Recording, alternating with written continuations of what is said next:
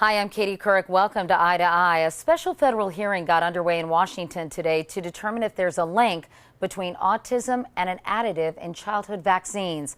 Correspondent Sharyl Attkisson spoke to the parents of a child with autism who say their daughter was a happy, healthy toddler until she was given a vaccine with the additive. She was perfectly healthy, her doctors agree, Yes. before that series of vaccinations. Yes. She was, yes. Okay. Yes. And describe what happened and what time frame after she got the MMR shot. How old was she then? She was 15 months old, almost 16 months old. And it was 7 days following that she got a fever. It lasted about 4 to 5 days, a spike up and down, up to real high, up to like over 105.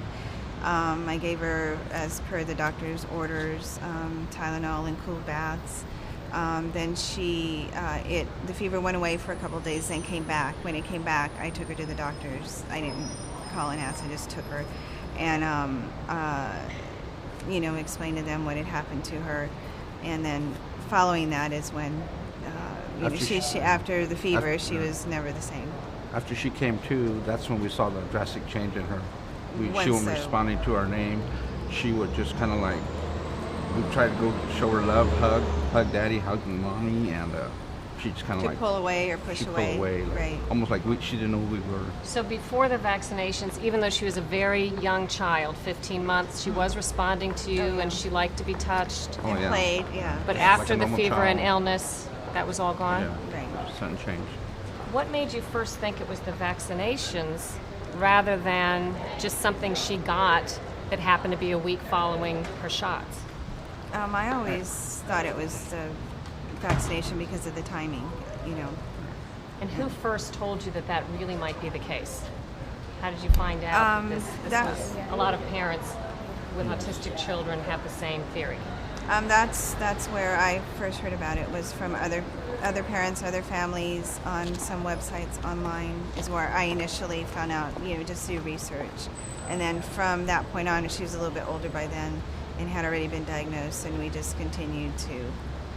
Your daughter is 12. Yes. What are her medical problems as a result of this illness?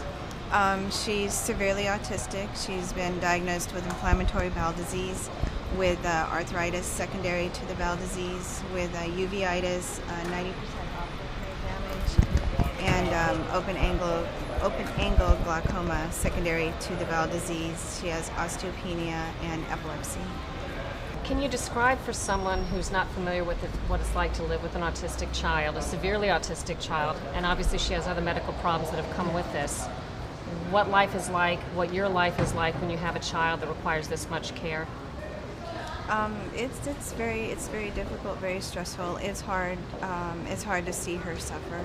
The government and vaccine makers together insist that there is no evidence linking vaccines to autism. What convinces you that they're wrong? Just from our own personal research, other parents, other doctors who are convinced that there is a link, and just because of what we've seen ourselves.